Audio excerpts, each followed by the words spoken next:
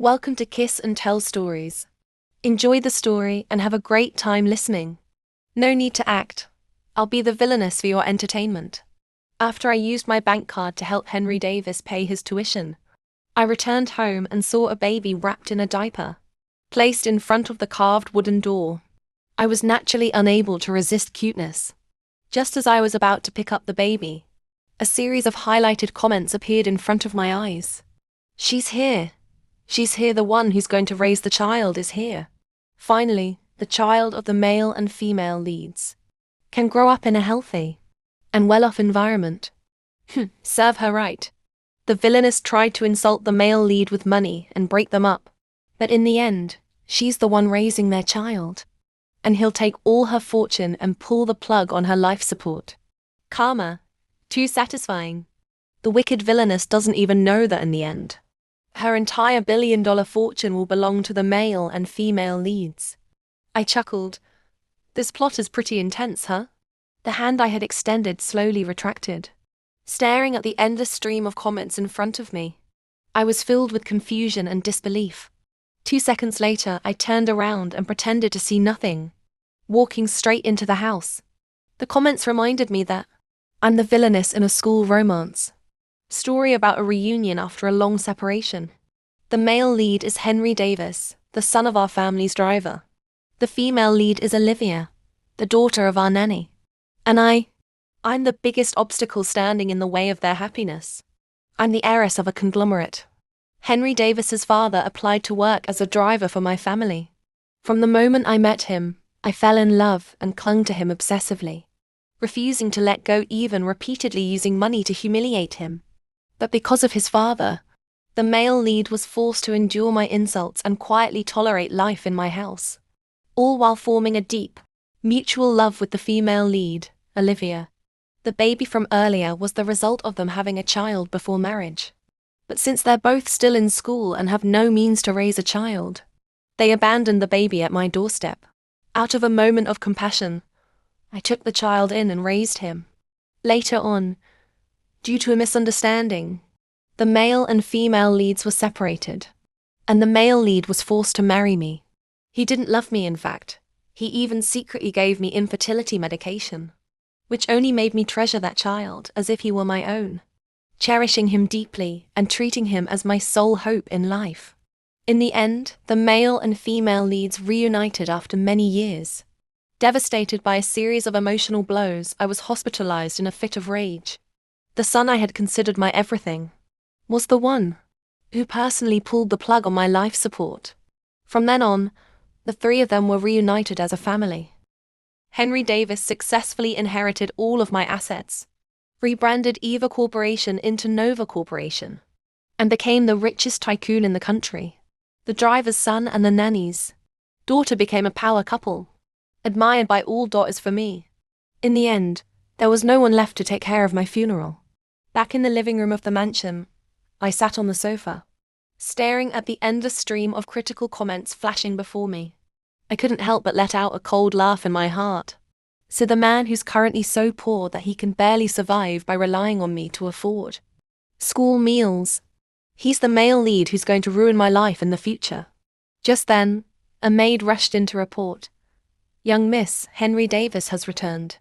Henry Davis walked through the door, a young man with delicate features, dressed in stylish clothes, exuding a mix of cold aloofness and youthful charm. Moreover, having lived in my home for the past 2 years and been financially supported by me, he now faintly carries the refined aura of an upper class heir in the capital's elite circle, the top university in the country he currently attends. I had my father donate an entire building just to secure him a place there. The annual tuition of nearly 120,000 yuan. I paid it out of my own allowance, worried that his father's back injury would worsen. I even hired several drivers to rotate shifts unless they were all busy. His father didn't have to work at all. School meals were expensive, so I preloaded hundreds of thousands of yuan onto his meal card, enough to cover him until graduation.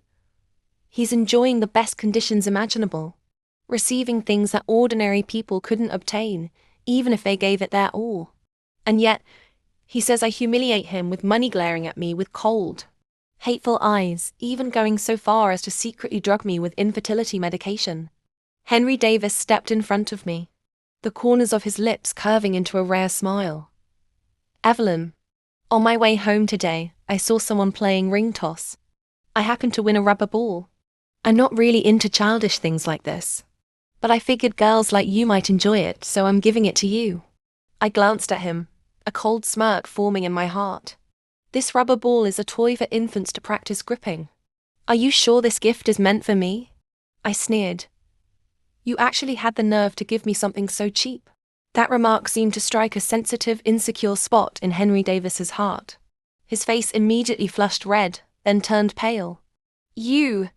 He glared at me for a few seconds. Then his eyes shifted toward the fluffy white toy on the sofa.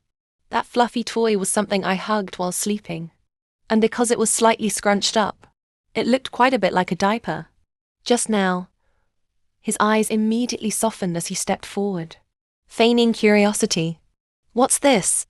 The moment he picked up the fluffy toy, Henry Davis's expression changed drastically. Why is this a toy? If it's not a toy, then what is it?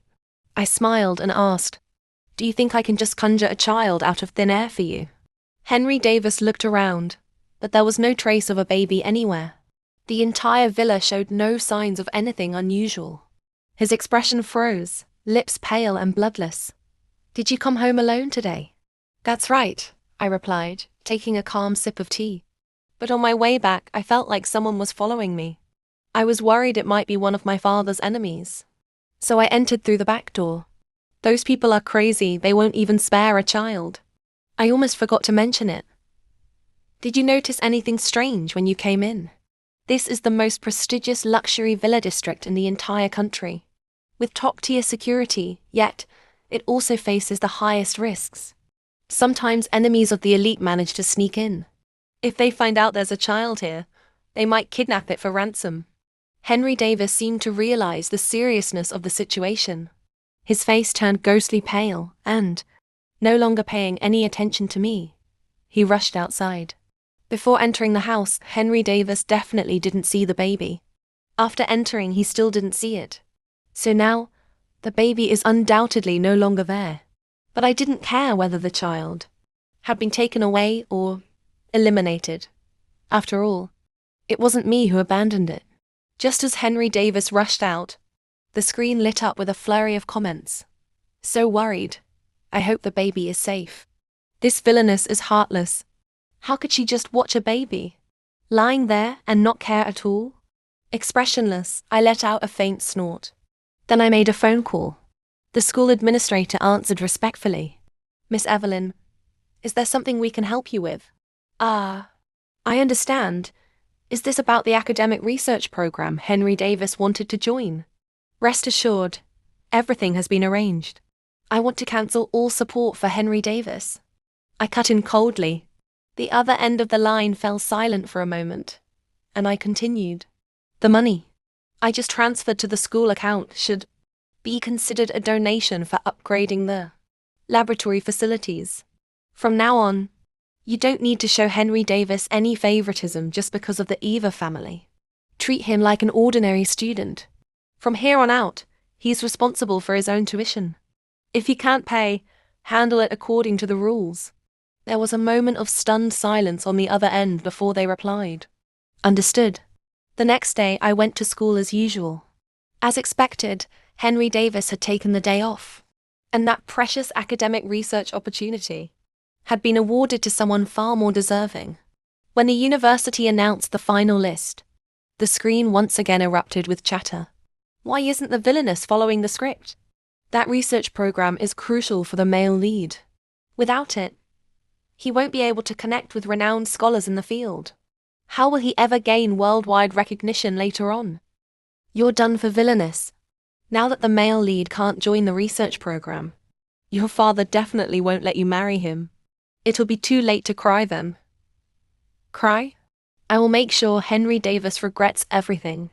As I was leaving school at noon, I received another update on the screen. The baby had been picked up by a sanitation worker near the villa.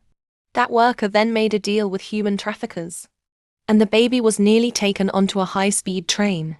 Henry Davis and Olivia reported it to the police and spent the entire night and the whole morning chasing leads until they finally found the baby at the train station. The baby had only had a bit of thin porridge throughout the night, and with the sweltering weather, was now running a high fever and hospitalized. The two of them were like ants on a hot pan, completely frantic. Word of the incident quickly spread throughout the school, and the rumors became increasingly twisted. I went to the hospital and asked Henry Davis. He admitted with his own mouth that the baby belongs to Evelyn. Oh my God, the baby is seriously ill, and Evelyn is still out shopping. She won't even spend a dime. She already gave birth and still refuses to care. That's unbelievably irresponsible. Expressionless, I walked up behind them and gently patted them on the shoulders. They turned around and looked at me, as if they had seen a ghost. I smiled. There's absolutely nothing between me and Henry Davis. Even if that baby belonged to the principal, it still wouldn't be mine. If you dare say another word, I'll rip your mouths apart.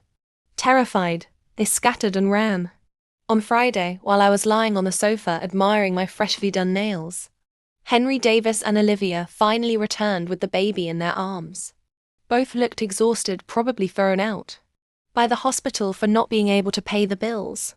Olivia's eyes were red with anger as she confronted me. Evelyn, you've gone too far. There's nothing between HCCDU and me. And yet you arbitrarily cut off his tuition and kicked him out of the research project. Do you know how long he's been looking forward to that opportunity? I gently stroked the kitten in my lap and replied with an indifferent smile. How amusing. It's my money, I can give it to whoever I want, or not give it at all.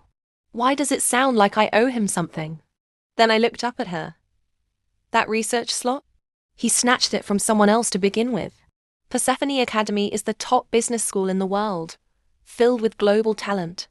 And you seriously think someone like Henry Davis could earn that spot purely on merit?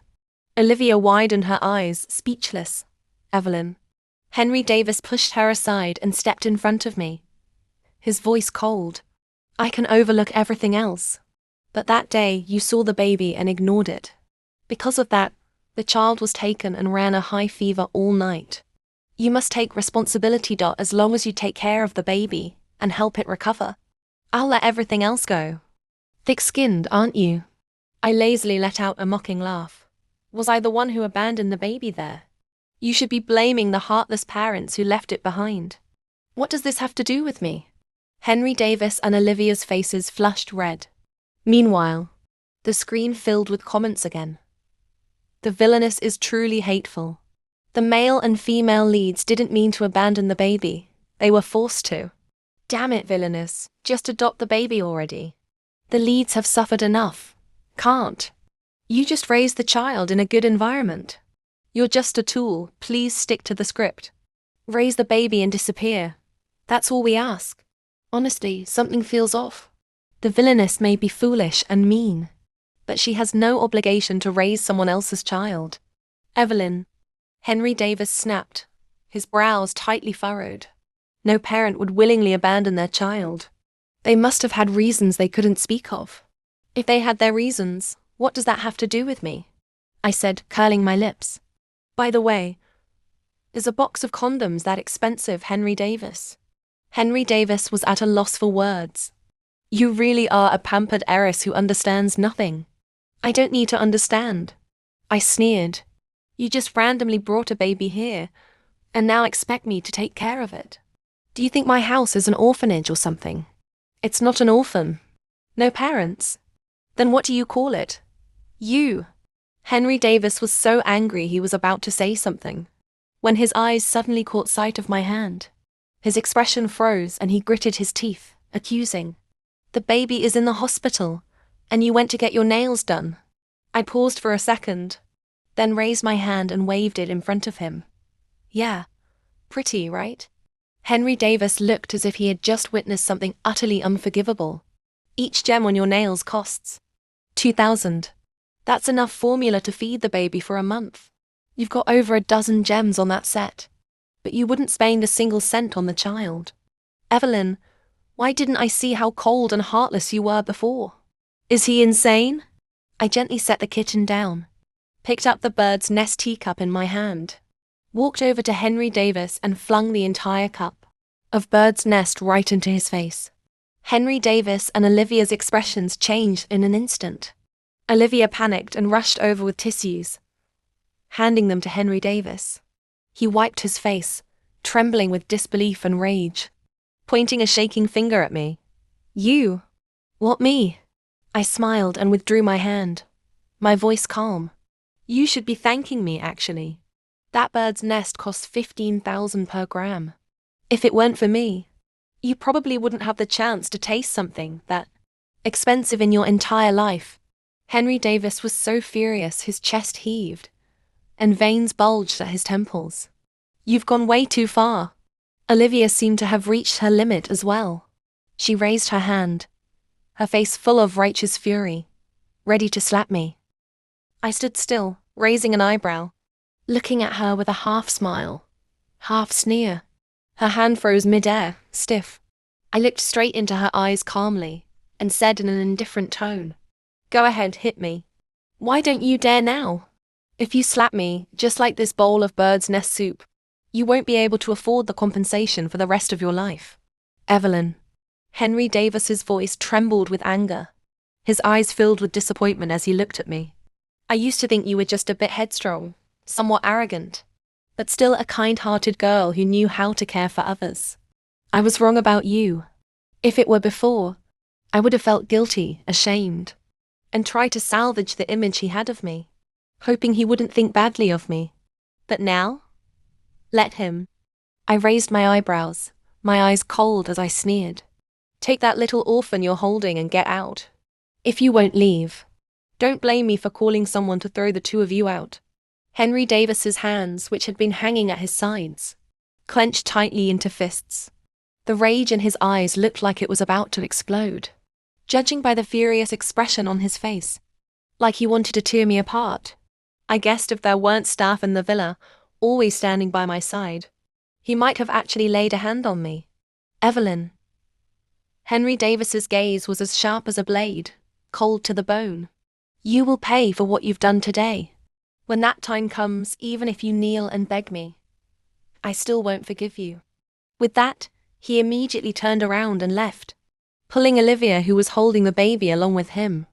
Just then, a servant rushed in, flustered and breathless. Young miss, Mr. William Davis has just arrived. It seems he wants to see you about something. Wasn't William Davis Henry Davis's father? At the entrance of the living room, William Davis was being respectfully welcomed by the servants, like a distinguished guest. It seemed he had been brought here by another driver from our household. That driver treated him no differently than he, with the master bowing and scraping with such exaggerated politeness that it made me frown. William Davis stood with his hands clasped behind his back, head held high, looking even more imposing than my own father. With a glance around, he seemed to have grasped the situation and immediately blocked Henry Davis and Olivia from leaving the villa. Then, without hesitation, he picked the child out of Olivia's arms and approached me, smiling brightly like a blooming flower. Young miss, just look how adorable this child is. I raised an eyebrow and looked at him. If you like it so much, keep it and raise it yourself. The child can just call you Dad from now on, how convenient. William Davis's face darkened immediately, but clearly, his skin was much thicker than his son's. Without missing a beat, he sat down naturally on the sofa next to me and began his speech in a coaxing tone. The child was found right at your doorstep. It must be fate with our family. Your household is well off. What's one more mouth to feed? I believe you're a kind-hearted person who wouldn't have the heart to throw a baby out onto the street. Otherwise, how could my son even consider marrying you? I trust his judgment. You must have a heart as compassionate as a bodhisattva. It took everything I had to resist the urge to kick him off the sofa. I kept a polite smile on my face. William Davis, please don't speak nonsense. Your son and I have absolutely nothing to do with each other. If word got out among the wealthy socialites that I was considering marriage with the son of a driver, they'd think I'd lost my mind. Secondly, I've never claimed to be a kind person. I smiled, but my voice was ice cold. Your son just called me heartless, and he wasn't wrong. I am cold and indifferent, standing by and watching the drama unfold. A child of unknown origin, carrying who knows what kind of misfortune. Why would I adopt it? Do I look like I've got too much time and money on my hands? William Davis's face darkened instantly. Young miss. And another thing. I cut him off sharply, my voice like a blade. Who gave you permission to sit on my sofa? This sofa was custom made by my father from imported full-grain leather. You're wearing a cheap fabric coat. What if it scuffs the surface? Could you afford to compensate for that? As soon as I finished, William Davis's face turned an awful mix of colors, like someone had overturned a paint palette green, purple and twisted in humiliation. Even Henry Davis, long known for his filial piety, looked furious at that point. A vein throbbed at his temple. Evelyn, what's gotten into you? I casually raised my slender hand, tapping my nails lightly, as if nothing serious had happened. When you're a servant, you should know your place. From now on, you're fired. I turned to the butler. Butler, please show these fleas the way out. Just looking at them makes my eyes itch. The butler nodded. Yes, miss. Right after, he summoned the estate security, and had all three of them escorted out without sparing a single one. Henry Davis and Olivia were thrown out looking utterly pitiful, completely disheveled. William Davis's face was flushed bright red with rage. As he stood outside the gate, he shouted furiously, Young miss, I really did misjudge you. I'll have to reconsider this whole thing between you and my son. Don't come crawling back in regret. I let out a cold laugh. Today really opened my eyes there. Truly is every kind of creature in this world. At the gate, William Davis was so furious he actually spat toward the villa. That wretched Evelyn dared to treat me like this. Henry Davis, you must make her suffer this time. Do not forgive her easily. Henry Davis said nothing, staying silent. Olivia, holding the baby in her arms, had red-rimmed eyes and a trembling voice. Henry, what do we do now? Our child doesn't have money for treatment anymore.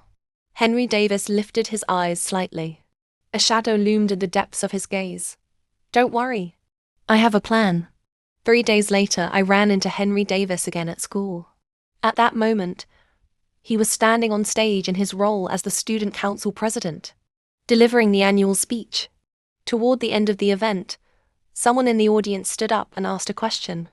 President Davis, it's been rumored lately that you've been running around tirelessly for the sake of a child. There's been a lot of gossip on campus about this. May I ask, what's your relationship to that child? Is he really your son? Henry Davis pressed his lips together and remained silent for a long while before slowly replying, He is my son. The crowd below immediately erupted in murmurs and shocked whispers. Countless astonished eyes were fixed on him. The hearts of the girls who had once secretly admired him seemed to sink into a bottomless pit. At that very moment, the person continued, Then who is the child's mother? Who is the woman that managed to make our cold and aloof student council president surrender his heart? The entire auditorium suddenly fell dead silent. Every gaze turned to him, waiting for his answer. And right then, I walked into the auditorium. Across the sea of people, Henry Davis's eyes instantly locked onto mine. In those eyes was a deep, sorrowful intensity, like they carried countless words left unsaid. His face held a look of hesitation, as if he were about to say something unbearably painful. In an instant, all eyes turned to me. Henry Davis spoke up. Hasn't everyone already guessed it? Even if I deny it, what's the point? It's Evelyn. For the past 2 years, out of fear of damaging her reputation, she didn't dare to go public or share the burden with me. She couldn't bring herself to face the truth. But it doesn't matter, I will take full responsibility. In the blink of an eye, praise flooded in from every corner of the school. He was hailed for his noble sense of duty and responsibility. Meanwhile, I became the target of harsh criticism. Every pair of scornful, mocking eyes turned toward me. In their eyes, no explanation from me would mean anything now. it would all just sound like excuses. But I hadn't planned to speak yet. It wasn't time. For an entire week, I stood coldly on the sidelines, watching the situation snowball, growing bigger and messier. Like a rolling snowball. Harder and harder to control. A week later, one evening when I returned home and stepped onto the second floor, my brows furrowed the moment I approached the jewelry room. Right outside the door, I found William Davis and Olivia's mother. The two of them were opening a jewelry box. The woman had just slipped a pearl necklace into her coat pocket. William Davis was gleefully exclaiming, "Quick, hide it. This pearl necklace must be worth a lot. With this money, the child can be saved." It seemed that last time, I had been so focused on kicking William Davis out that I forgot to throw her out as well. Leaned casually against the wall and let out a soft laugh. "Do you know what this act is called?" "It's called theft." The two of them jumped and turned around in shock. Olivia's mother was visibly flustered, while William Davis still wore that same shameless expression, completely unfazed. "What's all the fuss? It's just a few pieces of your jewelry. You've got plenty. What's the harm in giving some for the child?" I couldn't even be bothered to argue with that thick-skinned old man. I turned around and walked straight to the balcony, calling for the downstairs security to come up. The guards arrived immediately. Not long after, Henry Davis and Olivia came rushing over as well. I pointed directly at the two people standing inside the room. My voice cold and clear, each word distinct. "Call the police. Charge them with theft and take them to the station immediately." Just as Henry Davis was about to speak, William Davis scowled, his face full of irritation. "Evelyn, this is going too far. It's just a few pieces of jewelry. Once you marry my son, won't all your assets belong to him too? What's the difference?" I couldn't help but laugh at how shameless he was. "When did I ever say I was going to marry your son? Your face is way too thick enough to represent the whole planet." William Davis turned pale with rage.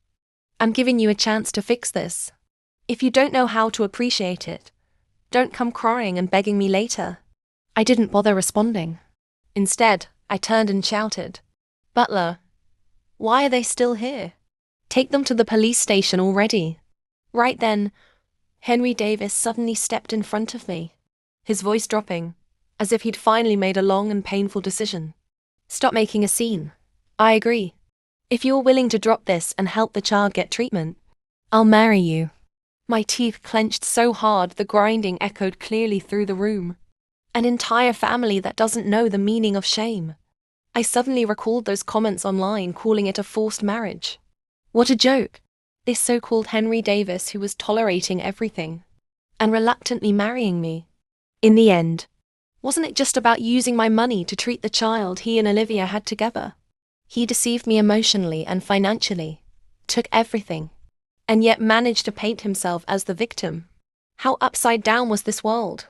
Next to him, William Davis let out a proud chuckle, clearly pleased with his son's words. His tone was like he was bestowing a royal favor. "You heard that? My son agreed to marry you. What's with that sour expression?" He cleared his throat and continued smugly. "Oh, and once you're married, stop showing your face in public all the time. Just hand over the Eva Corporation to my son to manage. That'll be good enough. A woman's duty is to stay home, take care of her husband, and raise children. A toad dreaming of eating swan meat. With a face that ugly, and you still dare dream of marrying into nobility. Even in your dreams, you wouldn't get that far." I had run out of patience.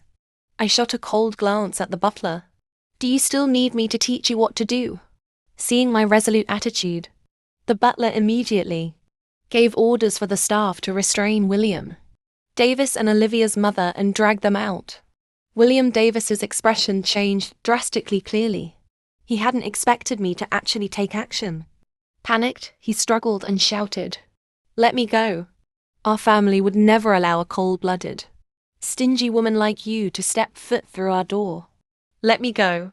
Henry Davis and Olivia tried to rush forward to stop them, but were blocked by my security guards right away. Henry Davis's eyes were bloodshot as he growled each word. "Evelyn, how dare you?" I lifted my chin slightly, my gaze icy. "Why wouldn't I dare? I glanced toward the corner of the room, where a jade bracelet had been broken during their rummaging. My voice turned sharp. Attempted theft and damage to private property, with full evidence and eyewitnesses. That jadeite bracelet was a top-tier piece, worth 90 million yuan. With that kind of money involved, the two of them can forget about ever stepping out of prison for the rest of their lives. Then I turned to Henry Davis, locking eyes with him. I said slowly, "Right now, you should be thinking about how to see your father a few more times before his sentencing, because there won't be any more chances after that." As soon as those words left my lips, the two being escorted by the guards began to thrash wildly, shouting and wailing. Henry Davis and Olivia's faces turned ghostly pale. William Davis and Olivia's mother were personally taken to the police station by me. In the days that followed, Henry Davis and Olivia ran all over, begging and calling in favors, trying to find someone to help get their parents out. But under my silent command, not a single person dared to lift a finger. At school, rumors about me spread like wildfire. People said I was a cold-hearted woman who abandoned a child without a second thought. They called me cruel and selfish, claiming I threw his father in jail just to shut Henry Davis up.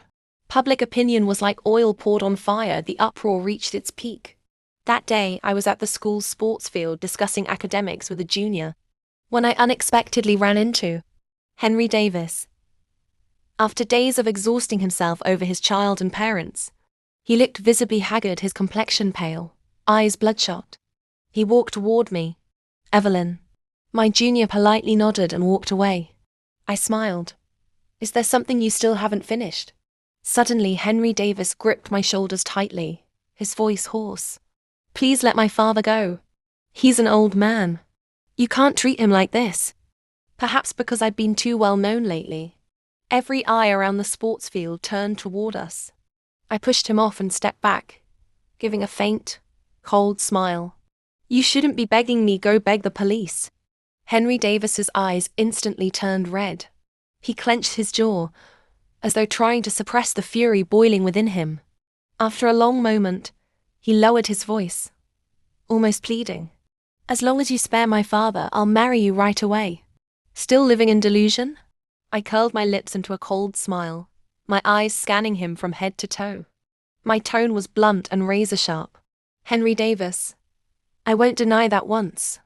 I might have gone blind for a few days just because your face wasn't bad. But ever since I saw through true nature of a phoenix man like you, only one feeling has remained in me: disgust. Why do you still think I'm the one desperate to marry you? I'm the richest woman in the country. And you? What are you? You think every other man in the world has died off or something. What makes you think I'd stoop so low to marry you? Are you insulting me? Or just humiliating yourself?" Henry Davis froze, as if I had slapped him hard across the face, finished speaking, and turned to leave without a second of hesitation. Still unwilling to give up, Henry Davis tried to chase after me. But in that exact moment, from the school-wide broadcast system, a girl's sorrowful voice suddenly echoed across the campus. "Henry Davis, what are we going to do now? Our son doesn't have any money left for his treatment." Henry Davis's expression changed instantly. The entire sports field fell into a dead silence. All the students nearby looked at each other in shock and confusion. Then the broadcast continued. "Don't worry, I have a plan. As long as I stir up enough noise at school and make everyone believe the child belongs to Evelyn, the school will definitely side with me. The Ava family values their reputation when the time comes. Even if Evelyn doesn't want to take responsibility, she'd be forced to. If not, public opinion will destroy her." The entire campus exploded with gasps.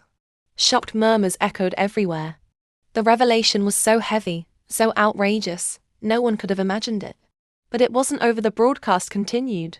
"But what if Evelyn takes revenge on the child because of that, and doesn't treat him well? Then I'll secretly poison her with a high concentration of mercury. That will completely destroy her reproductive system, so she'll never be able to have children again. That way, she'd be forced to raise our child as her own." Boom. It was as if the entire field shattered in that instant. The air was stretched tight like a drawn bowstring. No one could believe their ears. The horrifying truth was finally laid bare. That recording was played over and over again on the campus-wide speakers, each word pounding into everyone's minds like a hammer. In the blink of an eye, the way every student looked at Henry Davis changed completely, as if they were looking at something filthy, revolting and utterly disgraceful. Henry Davis couldn't bear to stay a second longer. Under countless eyes filled with disgust and outrage, he completely broke down and fled from the school in a panic. Not long after, the recording was shared online by the students. The hotter the scandal burned through public opinion, the more violently it backfired. Within just a few hours, the entire internet had flipped its stance. Oh my God.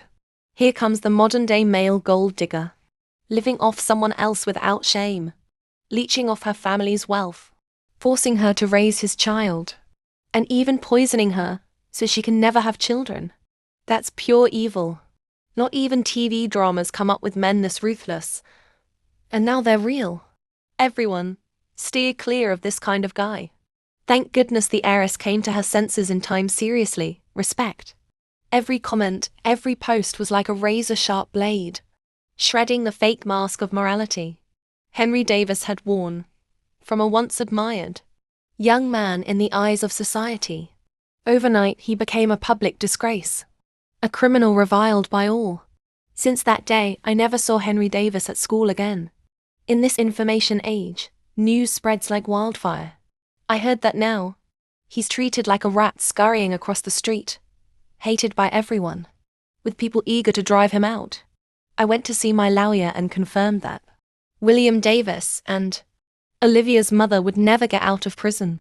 Then, feeling satisfied, I happily handed the lawyer a thick red envelope. A month later, my father, who had always been busy working overseas, finally came home. The moment he stepped inside and heard everything that had happened, he pulled me tightly into his arms, his voice full of pain. "Sweetheart, I told you already. That Henry Davis kid was never a good person. Thank God you came to your senses in time."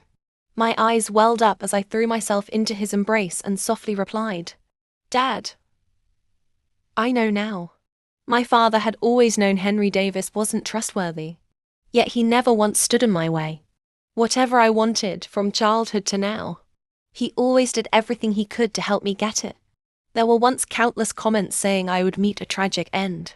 If that were true, then this father, who has loved and protected me all my life, might not be able to escape a sorrowful fate either. He held me in his arms, comforting me for a long time. I finally looked up at him and softly said, "Dad, I want to study abroad. I want to specialize in finance." "Study abroad?" My father was taken aback. "Yes," I nodded firmly. "I know you'll miss me, but I'm grown up now. I want to choose my own path in life."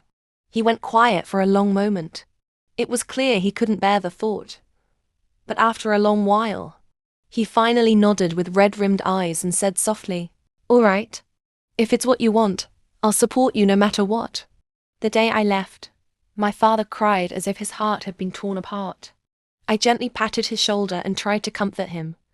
"Come on, Dad, it's just a plane ticket. If you miss me, you can fly over to visit. And if I have free time, I'll come back to visit you and Grandma too." He wiped his tears and forced a smile. "Okay, my sweet girl. Just don't forget about me, all right?" I smiled as I boarded the plane. It had been a long time, but the familiar stream of comments started flooding back again. "Stop scolding her already.